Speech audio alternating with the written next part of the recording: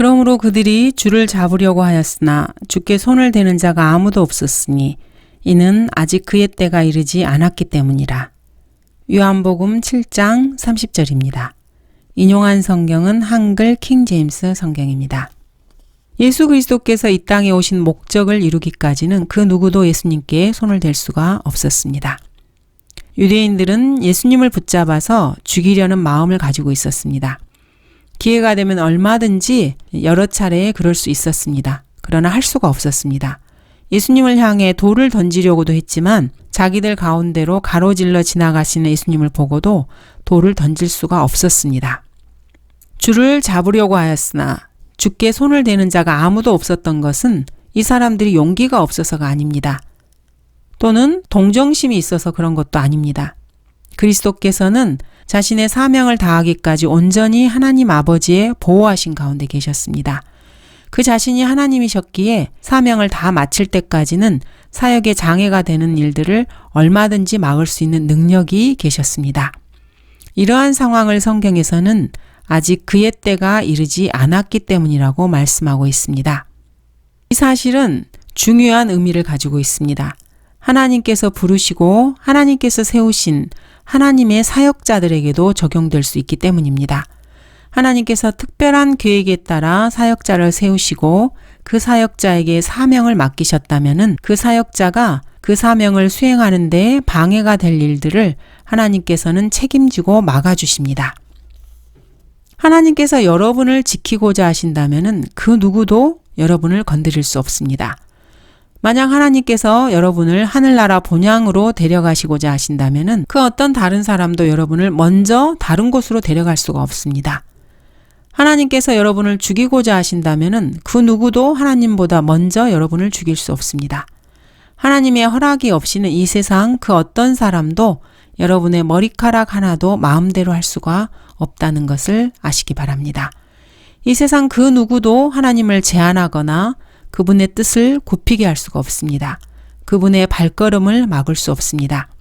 여러분이 진정으로 하나님의 부르심을 받고 하나님의 사역을 감당하고 있다면은 여러분은 하나님께서 세우신 계획을 성취할 그때까지 하나님의 보호하신 가운데에 있다는 사실을 믿어도 좋습니다. 그러나 무리 가운데서 많은 사람이 주를 믿고 말하기를 그리스도가 온다 해도 이 사람이 행한 것보다 더 많은 기적을 행하시겠느냐고 하니라. 일부 무리가 사태를 정확하게 파악하고 있습니다. 그리스도가 온다 해도 더 많은 기적을 행하시겠느냐. 이 세상에 그 누가 나타난다 해도 예수 그리스도께서 행하신 것만큼 그렇게 기적을 행할 수 있는 자가 또 있겠습니까? 예수 그리스도께서는 하나님의 아들이셨고 그분 자신이 하나님이셨습니다. 그런 분께서 초자연적인 기적을 행하신다는 것은 전혀 놀랍거나 이상하지 않습니다. 그러나 무리 가운데서 많은 사람이 주를 믿고 무리 가운데서 많은 사람들이 주님을 믿었다고 해서 이들의 믿음이 참된 믿음인가 단정하기 어렵다는 주장도 있습니다. 요한복음 2장 23절에서는 많은 사람이 그가 행하신 기적들을 보고 그의 이름을 믿더라 이렇게 기록하고 있습니다. 그런데 바로 다음 절에서 그러나 예수께서는 그들에게 자신을 맡기지 아니하시니 이는 주께서 모든 사람을 아시기 때문이라고 기록하고 있습니다. 사람들은 그리스도께서 행하시는 기적을 보고 예수님을 믿었습니다. 그러나 그 사람들이 예수 그리스도께서 하나님의 아들이시고 자신들의 메시아라는 것을 확실히 믿었다 이런 증거는 없습니다. 그 사람들에게 예수님께서 자신을 맡기지 아니하셨다면은 그 사람들의 믿음을 예수님께서 인정하신 것이 아니다. 이렇게 생각하는 사람도 있습니다. 주께서 모든 사람을 아셨기 때문이라고 분명히 언급하고 계시기 때문입니다. 주를 믿고 이렇게 말을 했다 그래서 주님이 그리스도이심을 믿었다고 단정할 수는 없다는 주장입니다. 그들은 그리스도가 온다 해도 이 사람이 행한 것보다 더 많은 기적을 행하시겠느냐 이렇게 말을 했습니다. 하나님의 아들을 바로 눈앞에 두고도 이런 말을 한다는 것은 참으로 수치스러운 일입니다. 그러나 이 사람들이 주님을 그리스도, 메시아로 믿었다고 해도 전혀 문제는 없습니다. 이 사람들은 예수 그리스도께서 행하시는 수많은 기적들을 눈으로 보고 믿었습니다. 이들은 주님께서 십자가에 달리시기 전 이 땅에서 사역하시는 동안에 그분과 함께 살던 사람들이었습니다. 예수님을 눈으로 보고 예수님께서 행하시는 모든 사역들을 직접 목격한 사람들입니다. 그리고 그리스도가 온다 해도 이 사람이 행한 것보다 더 많은 기적을 행하실 순 없다. 이 사람이야말로 그리스도고 메시아다. 이렇게 결론에 도달한 사람들입니다. 예수 그리스도께서 무엇 때문에 그토록 많은 기적을 행하셨느냐? 이것이 중요한 문제입니다.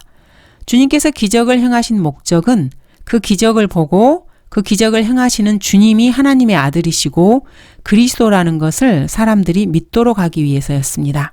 그래서 사람들은 그것을 보고 믿었습니다. 이 사람들은 지금 이 교회 시대의 그리스도인들처럼 보지 않고 믿는 그런 사람들이 아니었습니다. 보지 않고는 믿을 수 없는 유대인들이었습니다. 이 사람들의 믿음은 구원에 이르게 하는 그런 믿음과는 전혀 상관이 없습니다. 이들은 어디까지나 십자가 이전의 사람들입니다. 여전히 율법의 구원 계획 아래 있는 그런 사람들입니다. 유대인들이 예수 그리스도께서 메시아라고 믿었다고 해도 그것 하나로 구원을 받을 수 있는 것은 아닙니다. 구약의 이러한 관점에서는 이들의 구원은 여전히 율법의 행위가 요구되는 그런 시대였습니다. 바리새인들은 무리가 주에 관하여 이런 일들로 수군거리는 것을 듣더라. 그리하여 바리새인들과 선임 제사장들이 주를 붙잡고자 관원들을 보내더라. 일부지만 무리 중에서 예수 그리스도를 믿는 사람들이 있었습니다. 그래서 바리새인들은 초조해졌습니다. 바리새인들은 요한복음 12장에서 주님께서 나사로를 살렸을 때도 초조해했습니다. 그때 주께서 나사로를 그의 무덤에서 부르시어 죽은 자들로부터 살리셨을 때 주와 함께 있던 무리가 증거하더라. 이런 연유로 그 무리도 주를 맞으니 이는 주께서 이 기적을 행하신 것을 그들이 들었기 때문이라. 그러므로 바리새인들이 서로 말하기를 너희가 얼마나 부질없는 짓을 하는지 아느냐. 보라 세상이 그를 따라가는도다 라고 하더라. 바리새인들은 계속 주님을 죽일 생각을 하고 있었습니다. 원래 도둑은 도둑질하고 죽이는 생각을 할 뿐입니다. 도둑은 오직 도둑질하고 죽이며 멸망시키려고 오지만 요한복음 10장에서는 이렇게 기록하고 있습니다. 그러므로 예수께서 그들에게 말씀하시기를 잠시 동안 내가 너희와 함께 있다가 나를 보내신 분께로 가노라.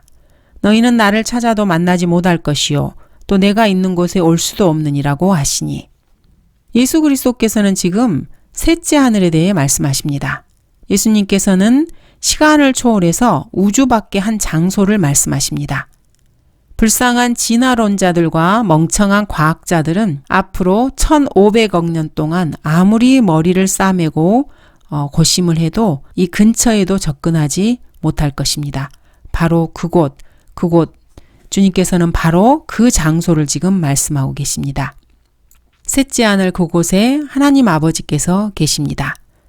주님께서는 이 세상에 잠시 오셨다가 다시 셋째 하늘로 가시게 된다고 말씀하십니다. 이 지구에서는 그분을 찾아도 찾을 수 없고 예수님이 계신 셋째 하늘까지 가고 싶어도 불가능합니다. 예수 그리스도께서 지상에 다시 오실 때까지 그 누구도 예수님을 다시 만날 수 없습니다. 예수님께서 구원받은 성도들을 데려가실 때까지는 그 누구도 하나님께서 계신 곳에 올라갈 수 없습니다. 구주께서 초림하셨을 때 잠시 동안이나마 사람들과 함께 계셨다는 것은 참으로 엄청난 일이었습니다. 그러나 눈먼 사람들은 애석하게도 예수님을 알아보지 못했습니다. 지금은 성령께서 이 세상에 계십니다. 그리고 누구든지 주 예수 그리스도를 믿고 구원받으면 성령께서 그 사람 안에 들어와 내주하시게 됩니다. 그러나 이러한 지금 이 시대도 잠시 동안이라는 것을 명심해야 합니다. 얼마 지나지 않으면 이제 성령께서도 떠나십니다. 그렇게 되면 이제 성령님을 찾고 싶어도 만날 수가 없고 그분이 계신 곳에 올라갈 수도 없습니다. 이제 정말 얼마 남지 않았습니다. 지금이라도 늦지 않았기 때문에 지금이라도 주 예수 그리스도를 구주로 영접해야 합니다. 그렇지 않으면 그 누구나 예수님을 찾아도 만나지 못할 것입니다. 그리고 예수님께서 계신 곳에 올 수도 없습니다. 예수님께서 계신 곳에 갈 수 없다면은 그 사람은 어디로 가겠습니까? 지옥으로 갑니다.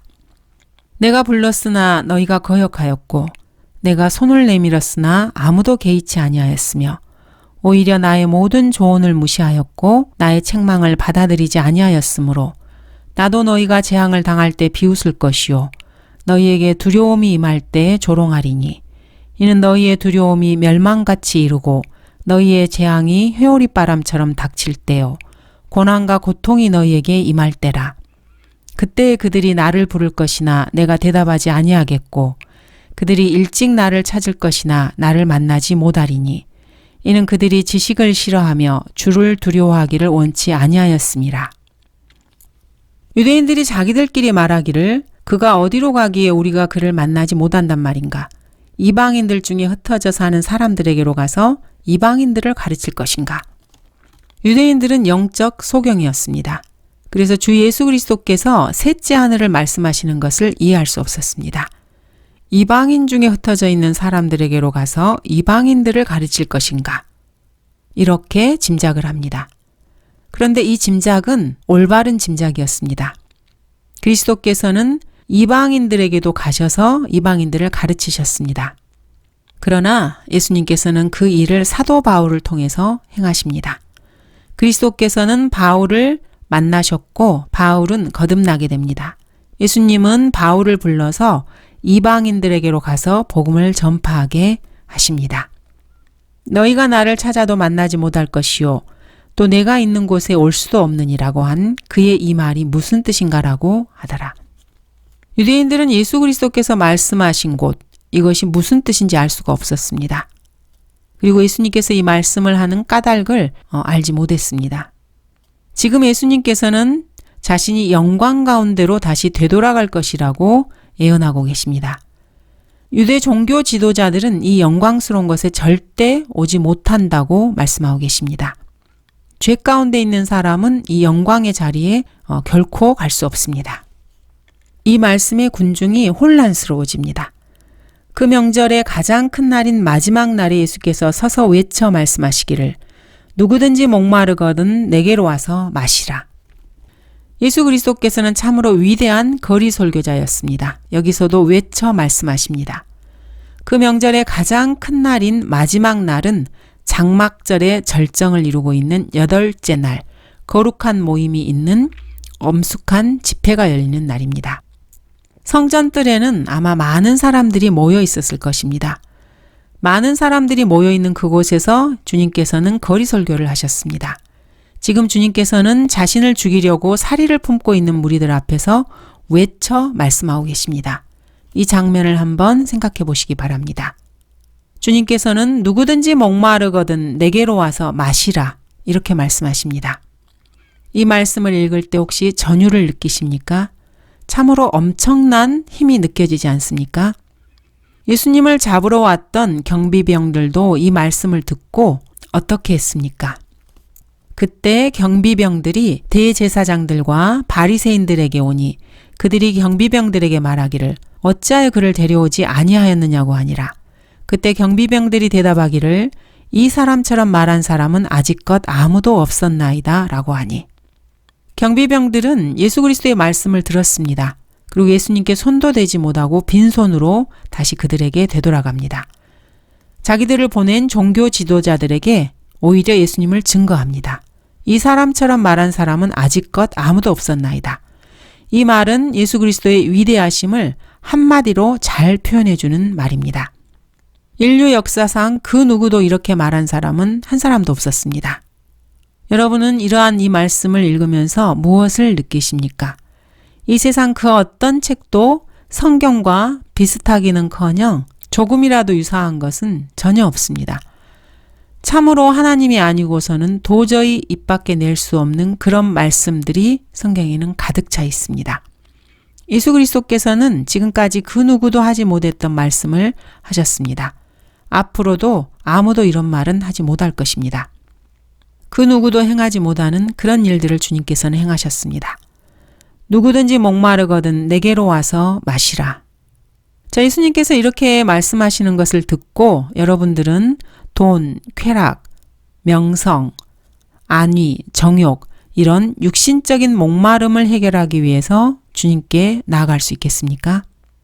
주님께서는 육신적인 욕망을 채우려는 이런 사람들이 찾는 물에 대해서 이렇게 말씀하셨습니다. 이 물을 마시는 사람은 누구든지 다시 목마르려니와. 지금 주님께서는 영적인 목마름에 대해서 말씀하고 계십니다. 인간은 누구나 자신을 성찰하면서 죄로 더럽혀진 자신의 비참한 모습을 보고 적어도 한 번쯤은 괴로워합니다. 그러나 자신의 능력으로는 도저히 이 죄의 문제를 해결할 수 없다는 것을 알기 때문에 이로 인해서 절망에 빠집니다. 자신의 죄의 문제로 절망에 빠질 만큼 영적 양심을 가지고 있는 사람이라면은 누구든지 목마르거든 내게로 와서 마시라 이렇게 외치고 계시는 분께 나올 수밖에 없습니다. 영적으로 목마른 사람은 자신의 영적 목마름을 느낄 줄 압니다. 그리고 마음속으로 하나님을 갈망합니다. 숫사슴이 시냇물을 갈망하는 것 같이 오 하나님이여 내 혼도 그처럼 주를 갈망하나이다. 거리 설교자나 복음 전도자들은 이런 혼을 찾아서 나선 사람들입니다. 그런 사람들을 이끌어서 생명수가 흐르는 시냇물로 인도하는 사람이 바로 거리 설교자요 복음 전도자입니다. 주님께서는 지금 이러한 모범을 친히 보여주고 계십니다. 나를 믿는 자는 성경에 말씀한 것과 같이 그에 배에서 생수의 강들이 흐르리라고 하시니 예수 그리스도인들의 구주 외에 누가 이런 말을 할 수 있겠습니까? 부처는 자기를 믿는 사람에게 뭐뭇을 행하라 이렇게 말을 할 뿐입니다. 아무런 예언이나 약속도 할 수가 없습니다. 목마른 자는 누구나 와서 마시라고 모하메트가 말할 수 있겠습니까? 그런데 어떻게 우리의 주 예수 그리스도께서 그런 사람들과 동일한 사람으로 치부하는 것입니까? 주 예수 그리스도께서는 수고하고 무거운 짐진 자들아 다 내게로 오라. 그러면 내가 너희에게 쉼을 주리라 말씀하십니다. 누가 감히 이런 말을 할 수 있겠습니까? 우리 그리스도인들의 하나님 말고 그 누구도 이런 말을 한다는 것은 상상조차 할 수 없습니다. 이 지구상에 70억이 넘는 사람 가운데 수고하고 무거운 짐진 자들이 얼마나 많으며 그들이 얼마나 쉼을 얻으려고 애타게 갈망하고 있겠습니까? 이런 사람들을 향해서 예수 그리스도께서는 다 내게로 오라. 그러면 내가 쉼을 주리라. 이렇게 말씀하고 계십니다.